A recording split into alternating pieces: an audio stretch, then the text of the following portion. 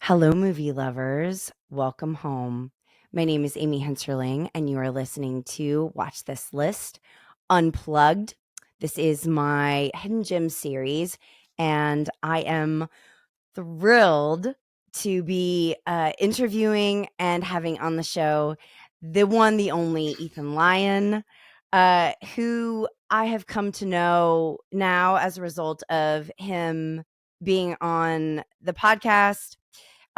He is a fan of chatting about plague victims and his quiz trophies. I have to Hate you say, so much.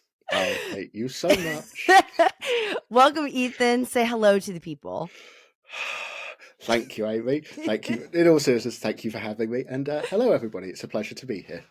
Yes, I'm so excited. Ethan is one of those people where I have seen his name for so long in our mutual friend Jetta's Cupcake Cinema Club, and then just like we have a lot of mutuals, but we didn't actually connect until he was like, "Hey, I have things I want to chat about," and then introduced me to Hammer Horror, which I had no idea about prior. So Yeah, it was a case. It was a strange case because, as you said, we had a lot of people in common, and obviously, the one that I commented on was Cormac, who yes, who I've known for quite a while. same. Um, when he was talking about Millionaire's Express and Five Element Ninjas, two films that I've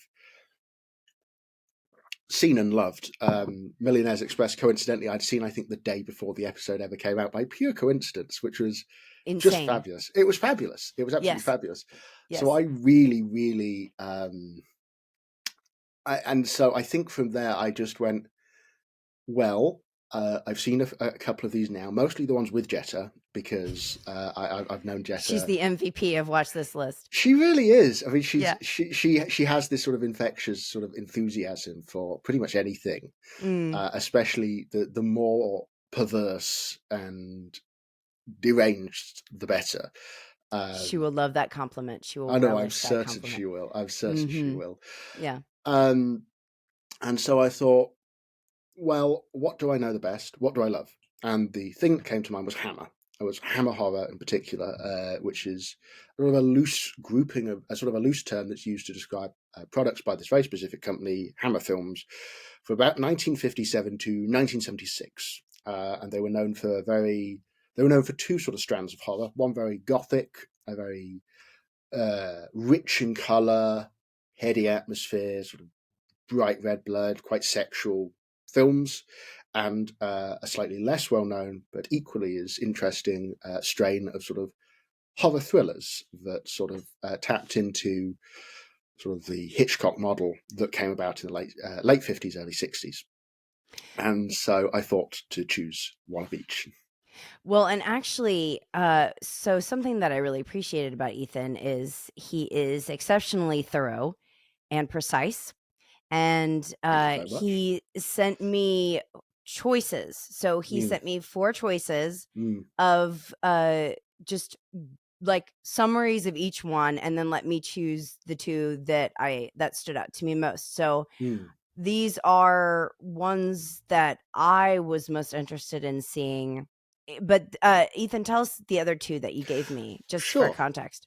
Of course, and if people want to find them, of course, and watch them themselves, they're more than welcome to. They're actually very easy to find. Mm, I think a lot of them are very easily rentable on Amazon, and especially in the UK, a number of these have been given quite nice Blu-ray treatments. So the other two were The Devil Rides Out, which is based on a Dennis Wheatley novel, and it's mm, directed by Terence Fisher, who was the big in-house Hammer guy, and the other was John Gilling's Plague of the Zombies, which is a really interesting voodoo twist on the zombie genre from the late 60s, set in a Cornish tin mining village. And it's both of which I think are exceptional films, both of which are not automatically mentioned when you think of Hammer, which is why mm. I chose those four, was because I wanted things that even off the knowledge of Hammer, which is not the most well known, I think, outside of either horror circles or especially British horror circles, Mm. I wanted something a little bit even more off the beaten path because I felt that it would be a good way for people to, if they are interested, to really get into the nitty gritty of The Hammer hidden and gem, the the hidden hidden, gem section of Hammer, precisely the hidden gems of the hidden gems, if you will. if you will. And so I just thought it would be a very sensible. I thought it would be a sensible approach, and Amy, I think, has chosen two really, really complementary films that work really, really well together as a double bill, both in terms of a shared crew, especially the director, but Mm. also in terms of what they provide in terms of Hammer's legacy to horror, because Hammer was very, very influential to a number of American filmmakers. Yeah, so actually, let's just dive right into it. So we're going to do the first one that Ethan chose is Blood from the Mummy's Tomb, which is from 1971, directed by Michael Carreras and Seth Holt That's slash Seth correct. Holt. And Ethan, why don't you start by answering the question, how would you describe the film to someone who's never seen it? I've given this a lot of thought, Oh, okay. and I think the best way to phrase it is, what if The Mummy was about Rachel Weisz? Okay. Evelyn. Because it works, I think, in terms of it is a mummy based film, but it's also very strongly female centric, which is rarer in the mummy genre. Often it's a male mummy who is coming back from the dead for his lost love. So that's the case in the original Mummy with Boris Karloff. It's the case in the Terence Fisher Mummy from 1959 with Christopher Lee. There is a Spanish version as well with the great Paul Naschy, who I believe basically it's a very similar plot format. But the Blood from the Mummy's Tomb is an interesting one because it chooses to put a woman at the centre of the drama, and that's, I think, because it is based on a novel. It's based on a Bram Stoker novel of all people, That's right. which is called Jewel of the Seven Stars, which does get a nice little nod in the film when you see the little stars appear in the ring that falls to the floor Ah, very early on when the professor has a heart attack. Spoilers. already, Already. already. Yeah, Yeah, I'm less putting than the 10 cart. minutes I in. know, but I'm putting the cart before the horse because I've not really explained the plot of Right. which, if you'd like me to do, just give a very brief summary. Tell us, generally speaking, what it's about, and All also right. you have to mention the opening scene because that's really what got me, Ethan. I Yeah. texted Ethan and I was like, "You didn't tell me that Mm. this was sexy." And Yes. he said, "Oh, you've seen, what did you say? You said, "Oh, Oh, you've seen Valerie Leon's outfit then, outfit." something like that, and I had Yes, to. yes. Yeah, You right. knew exactly what I was saying. I precisely knew what you were saying, and then you sent me Yes. an image being like, "Oh, I see. I see. This is what Uh-huh. you like in films," and I was like, Yes. And you said no comment. "We will." But actually, to be fair, that's a good point to talk about with Hammer in a second. But I'll give the plot of the film first.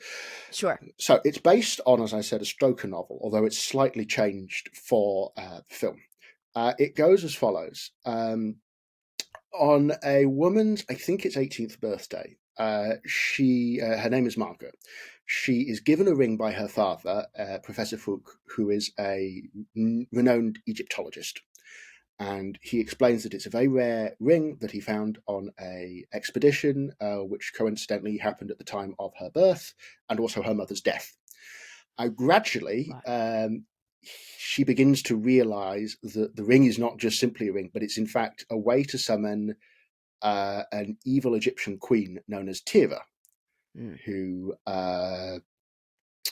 who seems to take possession of Margaret and begins, along with the presence of a fellow archaeologist called Corbeck, to assemble all of the objects needed to bring Tira back from the beyond, effectively.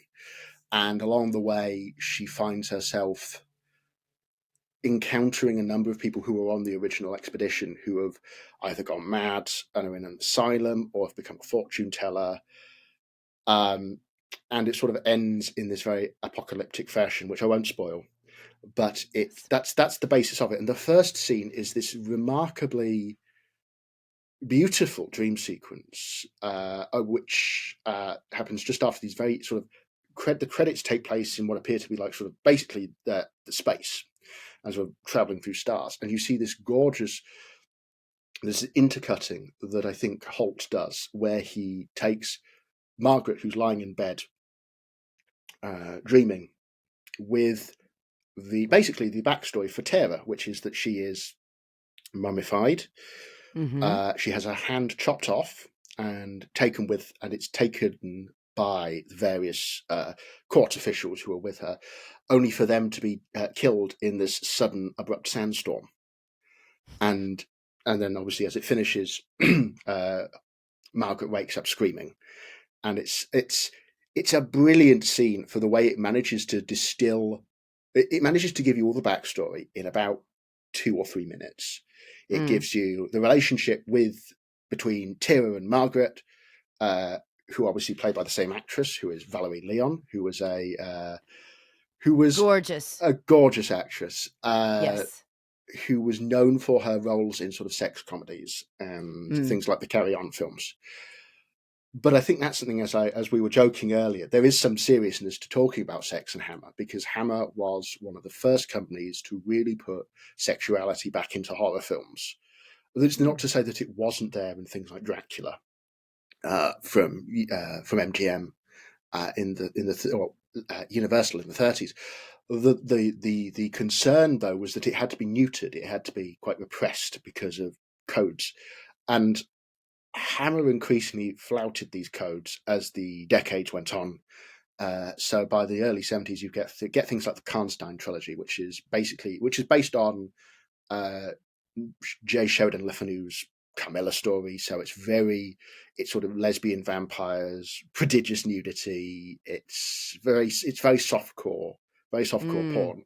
Like Daughters of Darkness, sounds like. Yes, but Daughters of Darkness is, shall we say, significantly more refined than Sophisticated, yeah. So lush. it's for a discerning audience, whereas something like Lust for the Vampire, which I know has its fans on Letterboxd, not just for its lead star, is not. Lust for the Vampire is a terrible film in my mind.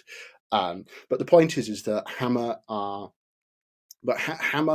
knew the potency that could happen between sex and violence and death, which is obviously sort of the axis that always drives horror films. And they do it really very effectively in these opening credits with the hand, which then sort of disappears and sort of sets up the plot for the rest of the 90 or so minutes. When I have to bring this up because this was a question that I sort of casually asked Mm. you in conversation, and you were like, "Actually, that's a good question." And I have gone multiple episodes now mentioning this, so I have to say, Of course. between Hammer and Giallo, uh, Yes. yeah, I have to ask you, what do you think are the primary differences? Because that's something that I Mm. thought of, especially with these costumes in this film, the colors, Mm. the bold primary Mm. bright reds. It did remind me of those movies, but I think you would be perfect in sort of um, articulating that distinction and then what it is That's that very you kind. love more. Well, that's very kind of you. Something I do have to mention is that Hammer arguably influenced the real boom in Italian horror of the 60s and 70s onwards, starting with Mario Bava, who made Black Sunday, who apparently had in fact seen the Hammer films and was a big fan of them. And Mm. so the success of those abroad, I think dubbed into Italian, just it proved that there was a market for these films. Giallo obviously developed on its own sort of separately in terms of it coming from sort of pulp literature, instead of, shall we say, more highbrow literature, British classics like Frankenstein and Dracula, which and Duel of the Seven Stars to some extent that characterized Hammer's output. So there is a relationship. What I think differs is that the Giallo in particular, especially when it goes sort of Blood and Black Lace onwards, is very grounded in a reality. It's not grounded in the supernatural, as with, say, Mm. Blood from the Mummy's Tomb, or to a less extent, Plague of the Zombies. Um, they are films that are clearly about murderers and sort of homicidal figures, and there is also a very specific structure that occurs with these films, which is a certain ritualized killing, usually with a knife or some other sort of. Suspiria would be an example where, I mean, it's witches, so there is some sort of otherworldly Yes, something, yes, but I've never but I considered Suspiria a giallo, I must confess. I think it oh, takes elements. I think the thing is that people very obviously wish to um, align it with the rest of Argento's earlier career, which is very giallo orientated, and they're very sort of material films. So there's a clear human reason behind the killings, even if they are completely absurd. correct. Yes, Like Tenebrae and Tenebrae, Tenebrae is which is crazy. completely bizarre. It completely, yes. Four Flies on Grey Velvet is often the one that comes to mind. Cat o' Nine Tails. The point is that these are films that are about human madness or the human desire for money or greed in something like Deep Red. Deep It's another Red, Bay of Blood. Um, whereas the Hammer films, not so much the psychological films, which we'll get to later, the psychological horror thrillers, but these are very explicitly supernatural. These are about mummies, vampires, got it. monsters. Okay. It's That's almost one like the thing. difference between people like to try to do this distinction a lot where Stephen King is often where it's like there's the horror and then there's also just the suspense and like what's the difference Yes. between the genres Mm, becomes a matter of debate, and then I think it normally comes down to, is there a supernatural element, or are we just talking about mm.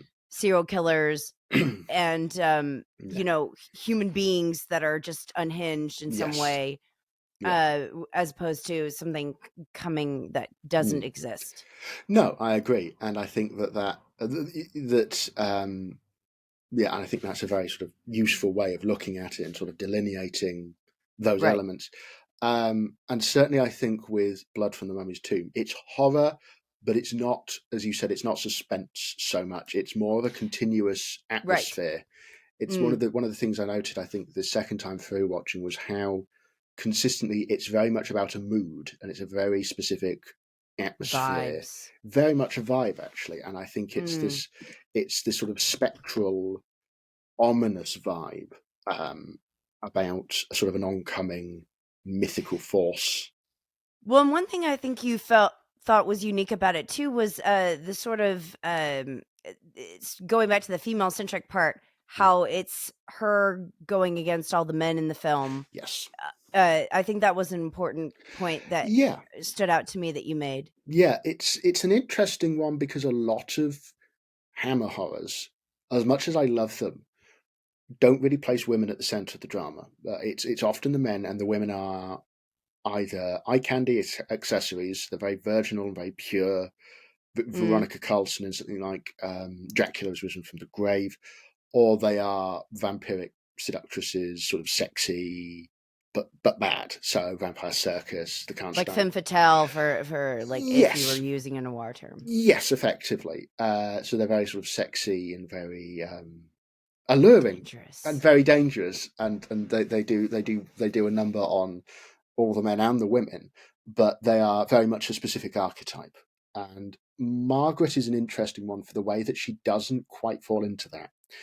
Mm. She is certainly, there are choices in her clothing that certainly do suggest a strong element of eroticism and sort of accentuating Valerie Leon's figure, but at the same Figure? figure, That's how I was gonna say it too, yeah, if you hadn't said it. Figure. yes, Yeah. yes. You caught the English accent very nicely there as well. Tried. You did. A plus for effort. The but the one of the things that's interesting about it is that you're never quite sure whether she is possessed by terror or whether, because the idea is that she is a reincarnation of terror. She looks almost Mm. exactly the same as a number of characters say in the film.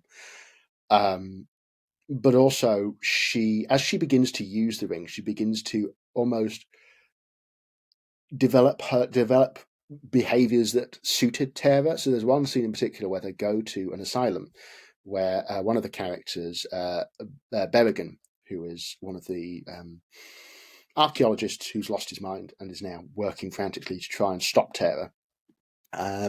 He thinks that Margaret is Tara, and Margaret begins to act like Tara, in sort of an imperious manner, to get what she wants. And even though her boyfriend's like, you shouldn't do this, like, stop it, she keeps doing it. And the impression is that she really enjoys it, and she Right. enjoys the power it gives her. Right. And there is a later scene between her and Corbec, who obviously is the nominal villain of the piece, really, in terms of he is the opposite um, to the father character, Professor Fuchs, who is very much anti-Tira and wants to keep her locked up. And she has this conversation with him where she basically goes, I might be paraphrasing, but it's sort of, you don't know what Tira wants, I do, she's a part of me, and sort of tries to almost to wrest things away from him with her own power. At least that's how I interpret it. And it's a remarkably interesting sort of way it happens. And it eventually also alienates her from her boyfriend, who is, again, trying to act as a voice of reason, but Mm. kind of failing miserably in Yes. the process. He's supportive, but only by the barest of minimums. And eventually her behavior just sort of drives him away, which leads to one of the worst scenes in any Hammer film, the awful car crash, which is just terrible. But but it's a really interesting move, and I think that the thing is that I do think it was there in the original novel. I did a little reading of it before for the podcast, and I read Mm. this is a chapter. This is a line from I think it's the first chapter, which is also taken from a male point of view. The book is pretty much written from a man's point of view. Miss Trelawney, so Margaret Trelawney in the book, Miss Trelawney met me in the hall. She was not in any way shy. She seemed to rule all around her with a sort of hybrid dominance, all the more remarkable as she was greatly agitated and as pale as snow. And so this is Stoker talking about um, Margaret discovering her father having collapsed, which happens about midway through the film, whereas here, obviously, in the book, it's the inciting element. And it's very interesting how Christopher Wicking, who wrote the screenplay, preserves that, I would say. He preserves her authority. He preserves a sort of a sense of independence for her. She's not sort of shy and silly. I thought she's quite well possessed. I think you would. I'm not sure what Not you like would. a prop or No, not just, yes, she has a sense of agency. very much so. And I think it's a nice element to the film, which I think adds to its value, and especially I think as an interesting outlier in the Hammer formula. I was going to say, and a nice segue into the next film for you is that this film also has a very strong female protagonist who is sort of seems possessed in a way. So the next film is Taste of Fear, which I absolutely loved. 1961, directed by Seth Holt, who has a connection in both, although he wasn't the primary director of Mummy's Tomb. I should say at this point for Mummy's Tomb, he's technically the primary director, but Oh, unfortunately, well, here's the thing. He was hired to make the film by Hammer, right. but about 6 weeks in, he collapsed on set of a heart attack and died. He died midway through production. Um, Wow. and so Michael Carreras, who was a mixture of producer, I think he was partly involved in the shepherding of Taste of Fear. Michael Carreras took over and sort of pieced together what was left and added some new material to it. So how much of it is Holt? I would say most. I think 2/3 of it is a Holt film, but Okay. this is all Holt. Right. This is Taste of Fear is all Holt only, yes, and it was 10 years before, precisely. a decade before. Mm, So this one I absolutely loved, I'm very and pleased. I am very saddened at how difficult it was to get, Yes. because it was so good that it made me angry that it was difficult to find and not just like readily accessible in Mm, streaming. Um, so this one though is very much in the thriller vein. as you had described before, not the horror vein. It is a lot more Hitchcock influences. But Ethan, tell us a little bit about it, and then also what you love, and then how it compares, because this is also going from color to Yes. black and white. And there's just a Sure. lot of there's parallels, but a lot of contrast too. No, very much so. Okay, so the plot of Taste of Fear, released in America as Scream of Fear. Ah, Yeah, I like Taste better. Taste of Fear is better. It's more It visceral. is. It's more visceral. Yes. So it's about a woman called Penny Appleby who is disabled. She is in a wheelchair, and she is summoned to her father's estate in the French Riviera. Basically, he said to her, "Look, we've been away too long. Come and live with me. I want you to meet your stepmother. We're going to have a life together." What happens is that she gets there and she finds that the father is missing. Mm. The stepmother doesn't know where he is. She says that he's gone on to business. The chauffeur doesn't know where he is. It's all very strange. And then I think on the first night, she sees a light out in the bath, in the sort of the swimming room, goes to investigate and finds her father completely motionless, sitting in a chair. Only Mm. at which point she flees in terror, only to find that later there's no sign of him, as if he was never there at all. And the rest of the film is her trying to work out what exactly is happening. Is her father dead? What's going on in this estate? Is she going Is mad? she going Is mad? is is she crazy? Is she seeing things? Is Because then someone? everyone around her is kind of like, Mhm. no, that isn't there. I don't see that. I don't know what you're talking about. So Yes. Or is someone trying to drive her crazy? Is another into thing. madness. Precisely. Right. Because it's implied that she is through her father, she can be very, very wealthy, that it's a very considerable estate. That Mm. not just the French Riviera, there's impressions that there's something else, because the idea is that she was living in Switzerland and then she moves to the south of France. Yeah, I won't spoil it any further than that, because Yes. this is a film that needs to be appreciated with as little knowledge as possible, I would say. I think, which is going to make obviously talking about it hard. So we're going to try and talk about it a little bit more abstractly. But it is, but to get the response that I feel Amy has gotten from it, you do need to appreciate it without having any conception of its narrative or its narrative structure. And it's very, very different than Mummy's Tomb in the sense that it's not campy at all. No, no, it can't be There's no consumed as camp, I think. No, it's very straightforward. I told Ethan within the first 5 minutes, it reminded me of Psycho and Rebecca, and it's beautiful, black and white. The shots are it's very sophisticated.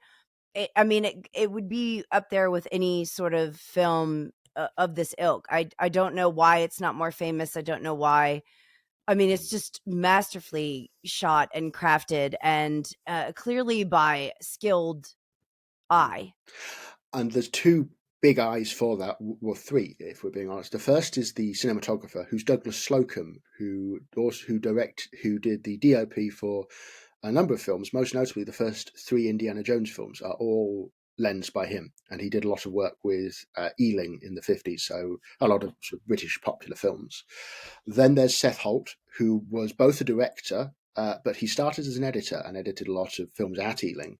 And so Mm. it's shot, I think, with an editor's eye. It's very precise. It understands the importance of how long a shot should run on for, when a shot should be a close up, when a shot should be a medium shot, to create rhythm, but also to create sort of a propulsive narrative. And I think that really helps. And then finally, there's the presence of Jimmy Sangster, who is the producer, but also more importantly, the screenplay writer. Sangster did a lot of films for Hammer. He's probably their big wordsmith. He did the original Dracula, the original Frankenstein, a number of the sequels. He did their excellent werewolf film. And then in the mid-60s, I think from Taste of It onward, he almost exclusively devoted himself to thrillers in the Psycho vein, although with obviously strong elements of gaslight involved. And he helped create a remarkable string of films. this, Paranoiac, and Nightmare are the three I rate the highest. I think they are three exceptional films. Um, but it's also a testament to his ability as a writer to just sort of keep the action going, to propel the characters along. And to keep it unraveling at such a tight, it's so lean too. It's not long. It goes by in a flash. Like Mm, it doesn't feel like there's anything, nothing's wasted. Like there's no no, moment wasted. no. It just feels like everything is essential, like you said, to propel the plot forward. But there's just no excess. Mm, It really is like everything you need to know, and kind of feels like a whodunit in a way, yes, where it's kind of like it's a mystery setup. very much so. It is set up like a murder mystery in terms of Right. you've got a key question, um, namely what has happened to the father, and then the idea Mm. is that the film nominally tries to give you information that allows you to believe a certain point of view, which is which again I think takes itself from Hitchcock, in as much as Psycho is famously gives you certain amounts of information, but also crucially chooses to remove certain bits that would actually be really important. Right, because you're seeing it from the lead's perspective Yes, completely. You're yeah, completely in the POV of Penny. yes, So, yeah, everything that you learn, she's learning as you are. absolutely. In fact, I don't think there's a single scene without her. I think there is. I think there's maybe one, maybe two scenes without her, but the way everything is structured puts her very squarely at the front and forefront of the drama. Mm. And it's a great performance as well, but it's by Susan Strasberg, who was Lee Strasberg's daughter, who method acting. Beautiful. Yeah, and then great, I love the sunglasses. The whole look of the film is Yes, just so classy, it's a very and classy looking film.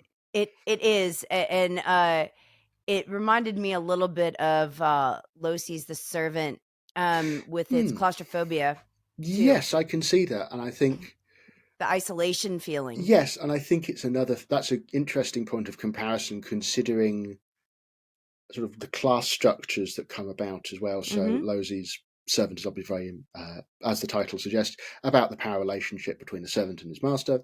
And here you've mm, got the relationship between Penny and the chauffeur, right. Robert, played by Ronald Lewis.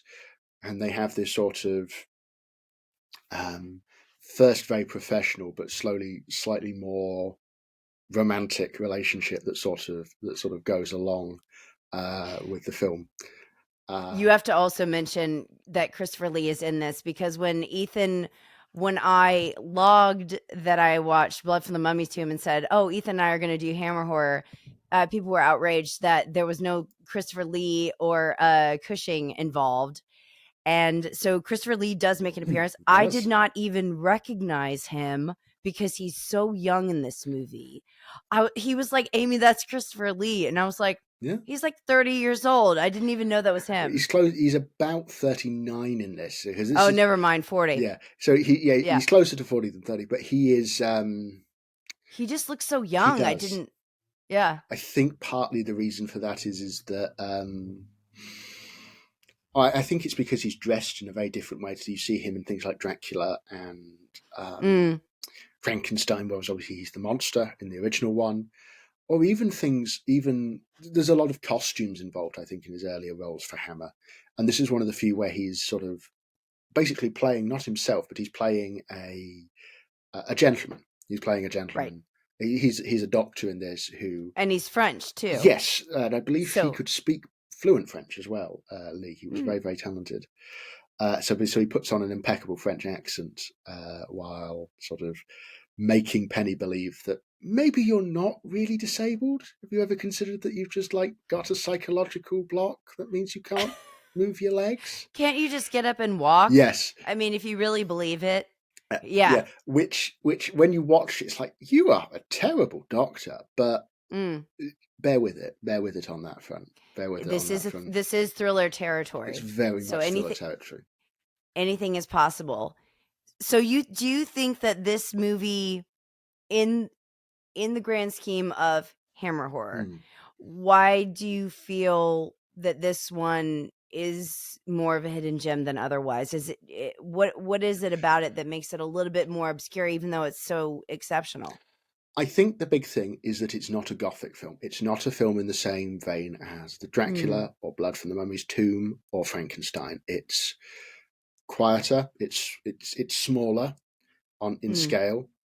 Um, and I think that as a result, it kind of gets lost in the general assessment of Hammer, which is we made gothic horror and we made them with blood and tits and like color and all this sort of stuff. To be crude about it, that's what they were known for. right, right. So I think that's one part of it, and I think the second part of it is the long legacy of Psycho.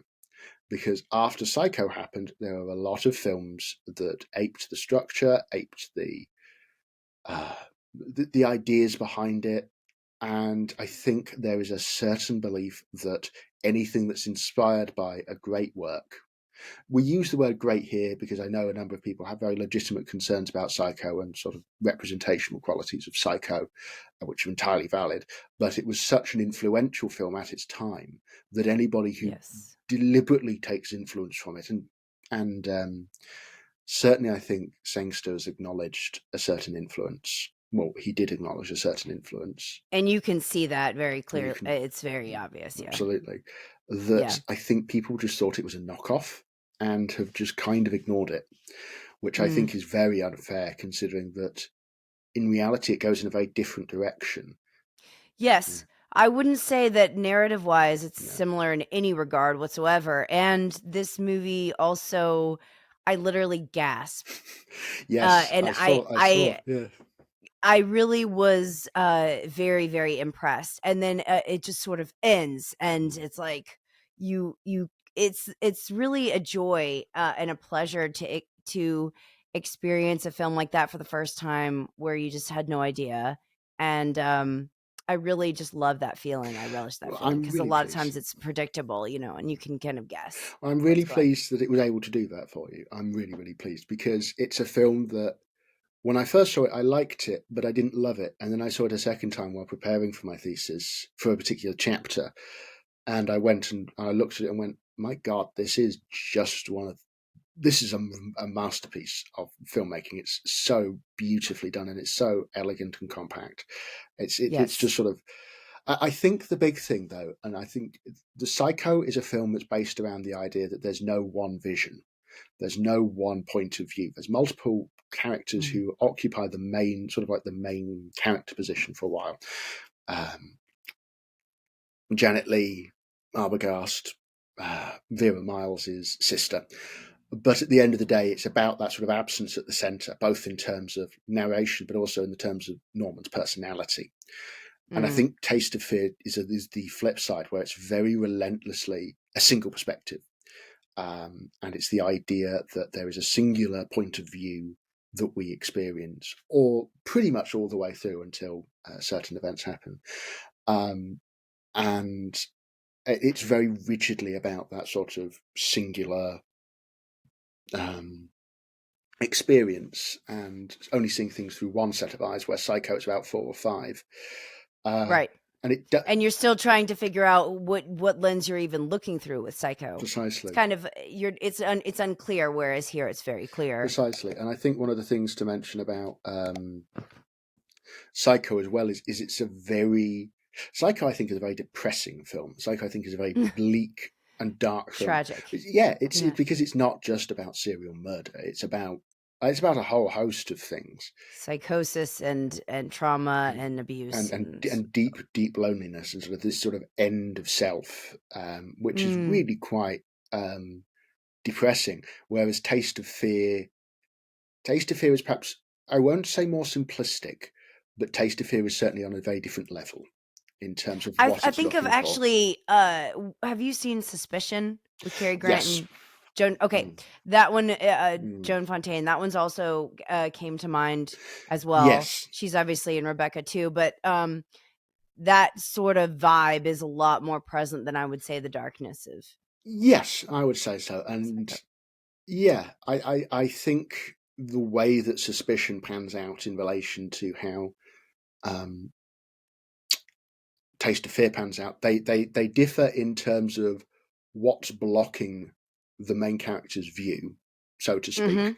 or And ours by as ours, yes, by extension, yes, ours. by extension. Yeah. Whereas in Suspicion, it's a lot more sort of.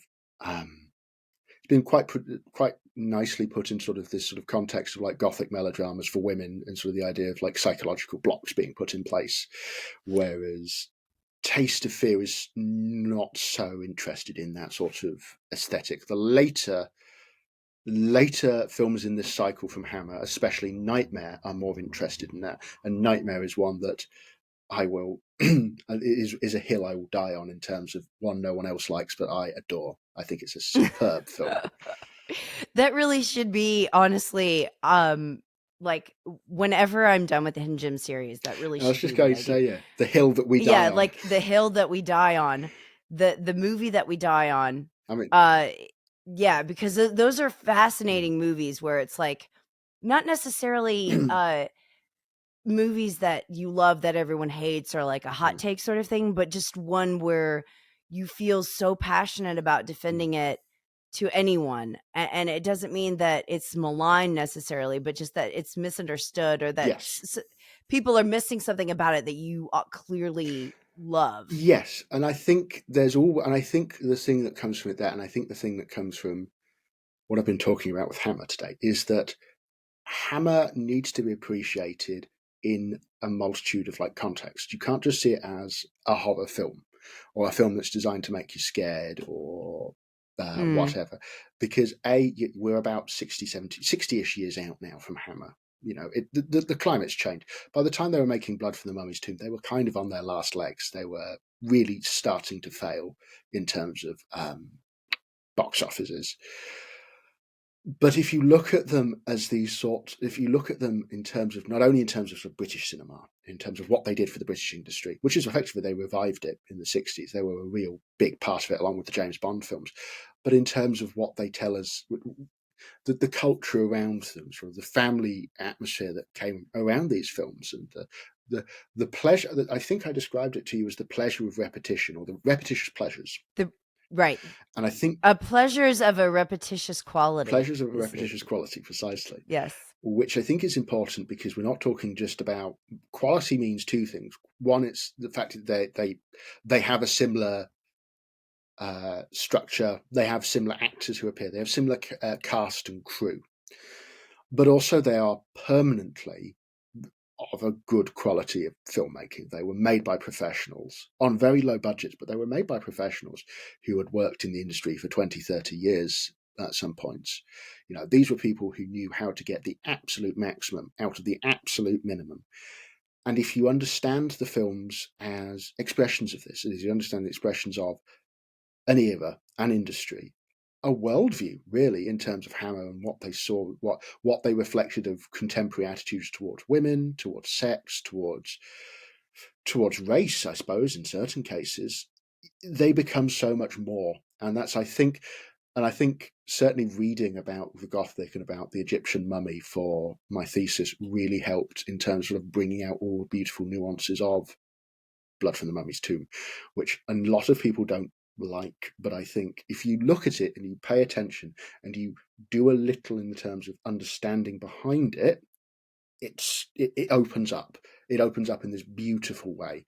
And I'm aware that that's perhaps a bit of an elitist point of view. It's a bit sort of smug of me to be like, you need to do the research in order to appreciate the film. Get the Yeah, got the context. context. But I do think that getting the context on these films is important because it helps you Yes. understand them far better than staying in their own context. Films change as we understand context differently. Films that were once considered cutting edge in 1990 are now considered old hat, whereas there are many films that were seen as odd, out of date, or even on arrival, and now have become masterpieces or really sort of reinvented and re-understood. And I think that context and being aware of your film history and being engaged in that is a really important part of it. Well, and this is perfectly setting up. So I am doing uh covering the best film you've never Mm. seen book in each episode of these, bringing in my own Mm. little hidden gem from this book. The one that I did this week was The Honeymoon Killers, from 1970 by Leonard Castle, the only film that Castle ever did. He fired Scorsese, who was the original director for this film, and Fabulous, fabulous, fabulous and fact. that is one where it's sort of been reassessed, like you're talking about, Mm. where it's become a cult classic. At the time, it didn't do so well, but like now in retrospect, it's seen in a different light than it was at the time. Uh, Truffaut said it was his favorite American film. I think even Castle described it as like an anti Bonnie and Clyde, Mm. where he wasn't trying to glamorize sort of a Mm. Badlands, Lovers on the Run Mm. scenario. He was trying to show how sordid and disgusting and almost banal way of killing, where it's like, um you know, it shows like how disgusting it should look, and then it also shows how it just takes a really long time to kill someone. And so he's sort of, it's almost like funny games in this way, Mm. where it calls attention to the fact of, if you were killing somebody in reality, it wouldn't be like a movie, it would look like this. And so in that regard, I think that this is a must see, which Ethan knows a lot about this movie, but has not seen it. No, So, it's one that's been, I think, on my radar for a while, but it's just one I've never gotten around to because there's so many films out there, and you know, oh, good grief. Yeah. there's you know, Won't even get on that well, tangent of no, how many. Yes. I mean, my watch Yes. list on Letterboxd is currently 1,500 plus. It's Yes. absurd. It becomes no longer a watch list at that point, but No, yes. no, it becomes like a permanent reminder of my sins for wanting to see as many films I Mm, do. But yes. from what I know of it, and from what I can sort of talk about in terms of sort of general, there's there is a movement of sort of certain serial killer films to kind of de-glamorize it, really rip away Mm, well, not just Bonnie and Clyde, because obviously Bonnie and Clyde is sort of the gangster approach, but in terms of sort of a romanticizing of the serial killer as a cult hero. mm, And certainly, I mhm. mean, this is a film about, from what I know, a really sort of like slimy, no good Yes. weasel of a man and his girlfriend who is just Martha. Martha, who's just Yes. violently jealous and unpleasant, and they go around just knocking off rich widows for. Rich Widows. Right. It's a little bit of a uh again, Hitchcockian sort of reminds me of Shadow of a Doubt, where it's like taking advantage of the lonely hearts people, but he just doesn't make it look attractive. Although one of the best qualities of this movie, and this is one that Mike D'Angelo loves, and my friend Mark is the reason that I watched it in the first place before um reading about it in this book, is that there's a sort of a ferocious passion that she has for this guy, and even though it's kind of seedy and gross, and you're meant to sort of look down on it, there is something about the strength of her devotion that's weird and twisted, but kind of resonates. So it's not just Mm, that they're killers. There is some sort of erotic fixation there that's interesting. So there's a lot of things that are going no, on in this film. absolutely, and I Yeah. mean, there's, I think there's a reason why that story, because it's obviously it's based on a real series Yes. of murders in the like, I think it was the 50s.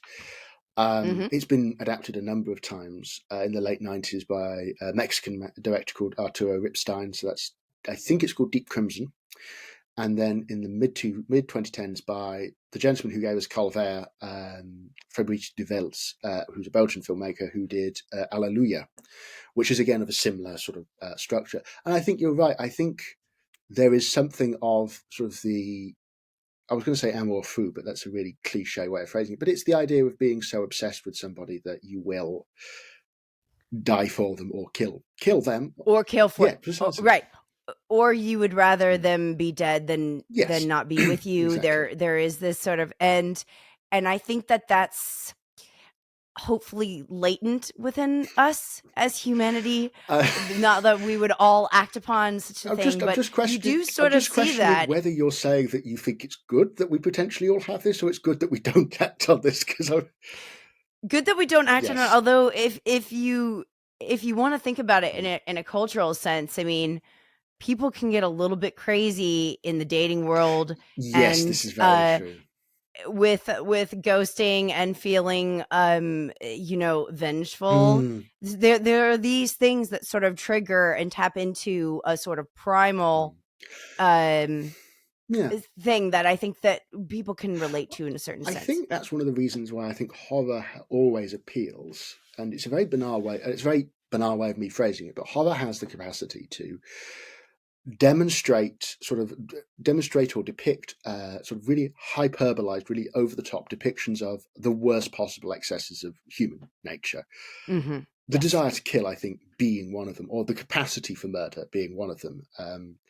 And certainly, I think things like Honeymoon Killers, which is about the obsessive love and sort of this desire to keep your person no matter what, uh, probably does have a strong sort of sense of resonance for people who love in general. I think there's a certain sense of possessiveness that can come from love, Hmm. and loving, and so.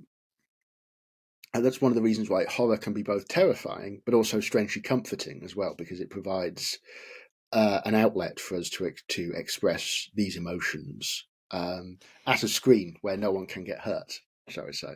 Right. I read a review recently about the Lynch movie Lost Mm. Highway by my friend Casey on Letterboxd, Mm. and um it was saying about how that we perhaps are more familiar and recognize ourselves in Lynch movies than we would care to believe, that they're not as weird as they are somewhat strangely familiar because it is about the human condition. And he is saying that there are certain hypocrisies where we conduct ourselves in one way, of course, the suburbia thing, and then, are battling Mm. evil underneath at all times. And so it's always a Mm. fascinating And I thing. think Lost Highway in particular is a very good one for that, considering it's a film about a man who may or may not enter a fugue state and become an entirely different individual The midway through. duality. Precisely the duality of becoming Balthazar Getty, fate worse than death.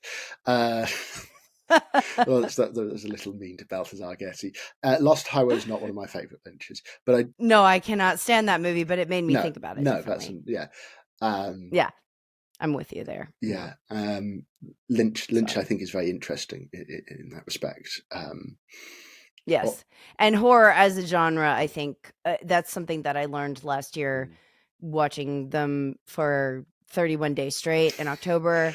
I kept Oh, thinking, even like I loved Hellraiser. That this is a tangent, but um I loved that movie especially because I felt like it externalized something and made it amped up in a mm, way that I understood what it was saying at core, but then when it makes it so very clearly extreme and mm. intense, it's like it causes you to recognize a tamer emotion more accurately. I mean, that's a film about, again, that's another film about mad love and doing. I mean, um, my favourite story about Hellraiser is it wasn't going to be Mm, called Hellraiser originally. They didn't know what they wanted to call it. It's based on a Barker's own novel called The Hellbound Heart, and that's right. they were coming up with names um, for it. They were kicking names around on the set one day, and one of the old women in the background went, "I know. What about what a woman will do for a good fuck?" Perfect title that perfectly Which encapsulates it. encapsulates this Yeah, film. I Yeah. Julia is more alive in that sex scene than she is for any other part of the film. Um, Poor Andrew Ethan, Robinson. Poor Andrew I could talk Robinson. about Hellraiser for I that was a 5-star film for me. I loved it. I It also there love it. was I'm a huge fan of It's Hellraiser. so yeah, and I know you're a huge fan of Possession as well, which I absolutely love and end up talking about all the time. Mm. So yeah, those are just I love when female desire is taken very seriously and as something to be feared, as Mm. opposed to it's always about like men and, what men want. But if you think about it, a woman who knows what she wants should be a lot scarier. It's just that we don't see it very No, often. it's certainly not. Well, if it is put in films, it's often, if it's put in films by men, it's often depicted as a nightmarish scenario or a dangerous scenario. But I Hmm. think it's interesting how more recent filmmakers, especially female filmmakers, have kind of gone against that. And also, to be fair, you can derive these more empowering, to put a blunt word on it, readings of these films, especially something like Possession, which is just so out there and it's just so emotionally intense and violent and fantastic. It's Just fantastic. it's fantastic. I Mm. know. I know. We will stop right here. Ethan and I have kept it under an hour, which I am Yeah, amazed by. Not by much, but good on we've us done well to to be to cover a lot concise. of bases. Yes, we've done Yes. very well to be concise. Yes. Good on And us I in I our am matching I outfits. am proud. And our matching outfits, for those of you who are only listening, Mm. this was not No. pre-planned. We both ended up showing. So it's a green day. It's a green Yeah, it Tuesday really today. is. Yes, but Ethan, what a pleasure to No, have you thank you on. for having me on. I've had a wonderful time. I've had a Thank you for really thank pleasant. you for introducing me to Hammer You're Horror. more than welcome. Yes, and please check out Ethan. Do you want to quickly put in your plug for the podcast that you're Yeah, on? sure. Yes, Very please. briefly, I am on the Autism Through Cinema podcast with a number of sort of friends and colleagues. It's put together by the Wellcome Trust and Queen Mary University.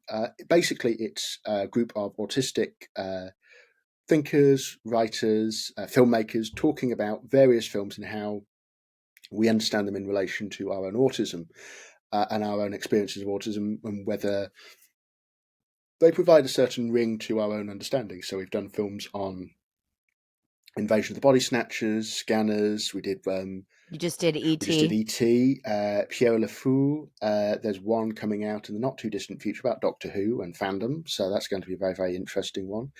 Um, Obviously, if you are interested in this sort of stuff and you've also found the recent obsession with the Good Doctor a little weird, perverse, it's definitely the perfect antidote to the repeated "I am a surgeon" memes that are probably invading every single social space you now have online. Perfect pitch. And obviously Ethan is a master No, quizzer oh over Christ, here no.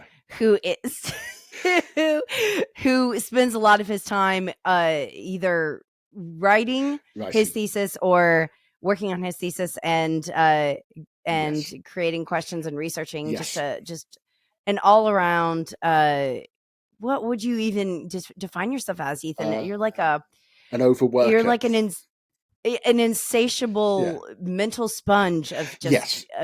trivia and I information. Yeah, I think the thing is that I like knowing things. I like being able to find things out, and I like being able to communicate them to people. So partly that's Mm, why I very much enjoyed this podcast, because it was an opportunity for me to be to to to give out to people things I know about things I love. And it's also why I think I love Letterboxd as well. Is that it's a place which actively encourages you to be as you know, as excited as possible and as sort of thoughtful as possible about things you love or things you hate, depending on what you're having to watch. For me, most recently, the thing I loved was The Lobster, which I saw for the first time and absolutely yes, adored.